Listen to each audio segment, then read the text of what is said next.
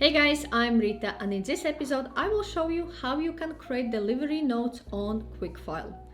We need to go to Sales section and let's click on Show All Sales. From here, I want to get delivery note for this invoice. Then click on Invoice, and under More Options, we have an option to View as a Delivery Note. From here, we can send this delivery note out, print or download. So if I click print or download,